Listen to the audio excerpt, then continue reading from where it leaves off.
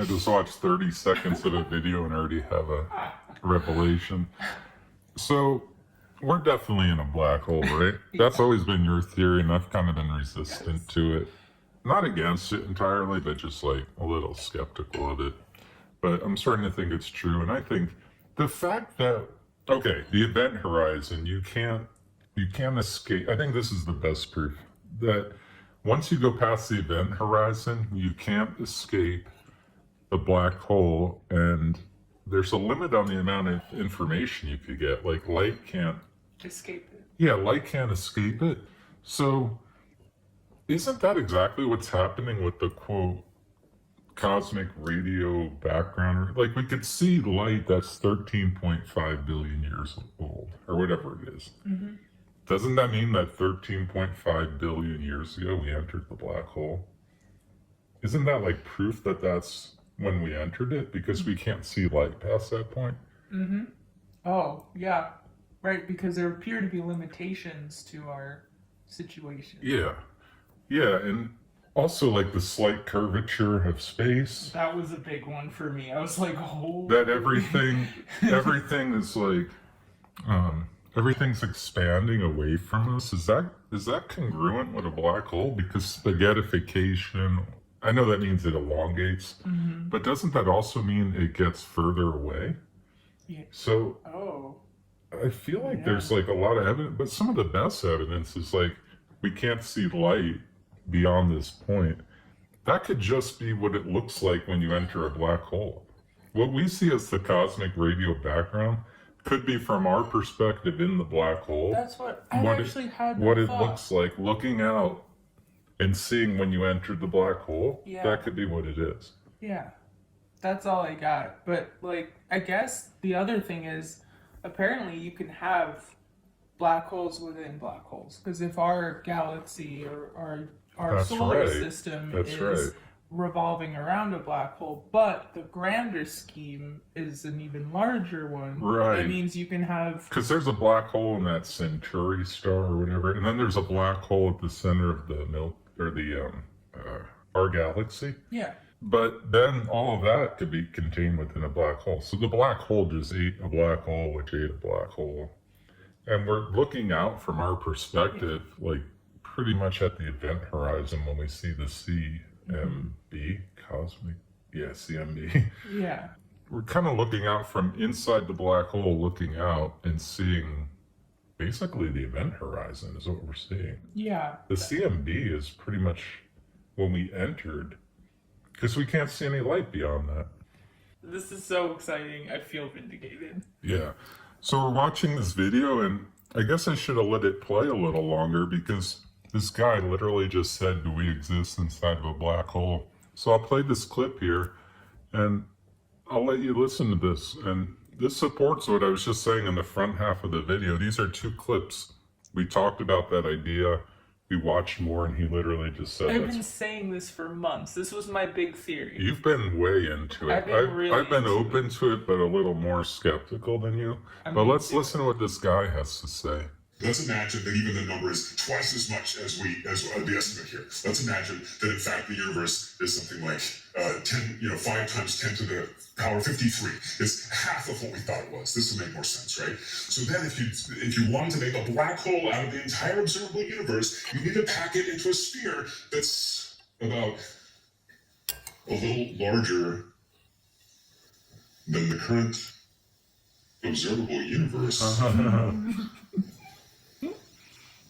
Do we live inside an enormous black hole? Just say it, man. Yes. When I first came across this calculation, I was dumbfounded. It made no sense. Is it possible that that our entire universe is the interior of an enormous black hole? Yes. I mean, it doesn't make any sense because I thought that black holes, from science fiction, are these twisted vortices that suck in entire stars and they make, the Christopher Nolan movies crazy, things like that. So I thought that's what black holes were. And this made no sense to me. It turns out that it depends upon. So I thought that it makes no sense that we would be inside of a black hole because you would just get twisted, you would get torn to shreds, just like we talked about. It turns out that as long as the black hole is large enough, you would be okay. Exactly. You would be okay inside the event horizon of a black hole. Right. So it depends on the size. So, for example, if you happen to fall into a black hole, there was the... Okay, we could stop it there. We get the gist. I made a video a long time ago where I said almost that exact thing. I said we could be like just past the event horizon where the forces, we don't even notice spaghettification. Right. And how would we know that if my first part of this video is right and the CMB is when we entered the black hole, how would we be 13.5 billion years into the black hole and we're still not being spaghettified?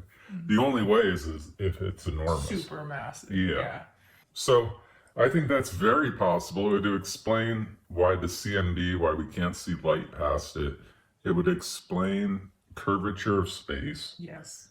It would explain why we would have to go faster than the speed of light yes, to go beyond. faster than light to go beyond the CMB. Yes. It explains why there's a speed of light speed limit to begin with. Exactly. Yeah. So I'm thinking we're in one. Yeah. And it's just so big. Yeah. It's so big that you just don't really feel it, and it's fine. And that begs the question, what's outside of it? Right. How big is that thing? Right. But also, we have several videos of this that we've arrived at this conclusion like months ago. We've never years ago. Yeah, years ago. This video is 1 year old. I think we have videos we talked about this before that. Yeah, just want to toot our horn a little bit. We're pretty smart. But like we never For dumb potheads, we're pretty smart. Nobody has said anything remotely to us like this guy just said. They might in papers and stuff. We don't read papers. No. We don't know what's going on in the also physics. can't read equations. We don't know anything. No. We don't know what's going on in like the real physics. We're total monkeys. We're in the pothead physics community. So we don't know what's going on in the real community. They might have come to this conclusion like 10 years ago or 50. We don't know when they figured this out. Yeah. But we figured this out on our own. That's amazing. We got even more. Yeah. So we've been talking this whole time about like the outer perimeter of a black hole, but the opposite is true where there is a center. And so my question You mean a singularity? A singularity. Okay. Yeah, that's what I mean. Like there's a Because center. the center is not a singularity. Singularity is an end of it. Yeah, but there has to, if we are in a supermassive black hole, that means there is a singularity somewhere in this. Correct. Yeah. And our black hole is probably so big that we're not even being spaghettified yet. I remember making a video where I said we should find like an instrument that could detect very mild spaghettification, like if we're getting a little taller or something. Remember that? Yeah. Or if inanimate objects are elongating a little over like hundreds of years. Yeah. Yeah, that'd be cool. That would be firm proof. But Yeah. anyway, so what's your point about the center? Oh, I was thinking maybe there's a consistency between like they talk about the heat death of the end of the universe, quote unquote. What if the coldness and the heat death where there's no stars, everything's so far apart? What if that's a sign that you're closer to the singularity? Let's see. So that would be consistent with spaghettification? Or I don't know. what are you saying? Things are getting pulled. Basically, at the center, there's more gravitational pull. Yeah. So things near the center are going to get like elongated or spaghettified. Yeah. Do they get further apart? I would think so. Yeah. I would think so because the force is stronger there than near the event horizon. So that should naturally be pulling those faster than pulling things nearer to the event horizon. Yeah. Because gravity's stronger. Yeah. So it's going to pull it faster. Right. So that should increase distance between objects. And that's what we're seeing. Well, yeah. So the heat death is apparent. It could be at some phase of when this universe starts approaching the singularity. Yeah. Yeah, the heat death could be describing when we approach the singularity. Yeah. Yeah. And in the meantime, what's being described is what's happening is consistent with a black hole. Things are getting further away from one another. That's happening right now. That's what you would expect if you're like closer to the event horizon than the singularity, which is probably where we're at. You would expect the things, and you have to remember this is like a warped space. Because why is everything moving away from us is a good question. Yes. Hubble proved that redshift. Right. Everything's moving away. So how is it that everything, well, I think that would be true if you're in more of like a cone shape or a cylinder. Mm-hmm. Where you are on the cylinder, you might have a stronger pull towards the singularity. Right, and as time goes on, you're probably getting closer and closer, inch by inch, toward that singularity. So let's say we're sitting on a point in the cylinder, and there's something closer to the singularity. From our perspective, gravity is going to be interacting on that thing stronger, and it's going to be moving, quote, away from us. It's going to be moving away from us because gravity's pulling it. Now let's look the other direction. But we're going faster, Yes. so it's going to look, that object is going to look like it's moving away. Really, we're moving away from it. Yes. But from our perspective, it's going to look like it's getting further. Yeah. I think that's it. I think that's what's happening. And I think the cylinder shape or whatever, the curvature of a black hole, I don't know if it's a cylinder, but it probably has a curvature. I think that helps like cement that illusion. Yes. I don't know how to explain it. That might be a follow-up video. I have to think about it. But I think if this was flat, it might be easier to detect that's what's happening than if you're in a cylinder. I think a cylinder makes it harder to realize.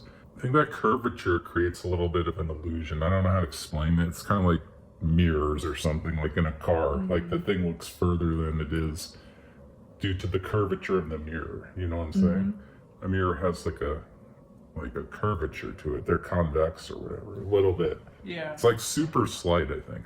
Yeah. But I think that shape, I don't know. I don't want to talk about things I don't have a clue about, but I think that shape can create illusions.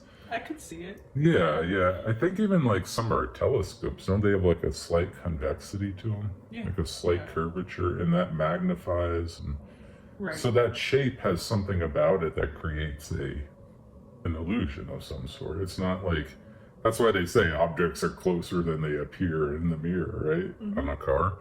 So that shape lends itself to this. But speaking of infinity, this is something I was thinking in our last video. You just reminded me. I forgot to talk about it. But isn't the fact that, okay, let's say we're in a black hole and we're headed towards the singularity, and then Einstein comes along and tries to define the singularity. Isn't the reason he can't define the singularity in his equation is because we're actually in the object he's describing? Isn't it like a meta equation? Like if I'm like inside this candle here, Mm-hmm. can I really describe the candle from... Like the outer dimensions of the candle if you're inside it? I don't know, maybe that's a terrible example. I don't know. Or like But what I'm saying is like I think the equation breaks down. Everyone's like, well, Einstein's equation breaks down at the singularity. I think if we're in a black hole, it would make sense it breaks down because you're actually in the object you're trying to mathematically describe. You're actually like inside of it. So of course it's infinite. That equation is telling you that you're headed towards the singularity. That's what that equation is telling you. Yeah. It's not a broken equation. I think we're just misinterpreting what it's saying. What it's saying is, this is not a broken equation. This equation is telling you that you're headed towards that singularity. I think that's what it's telling you. Yeah. Scary.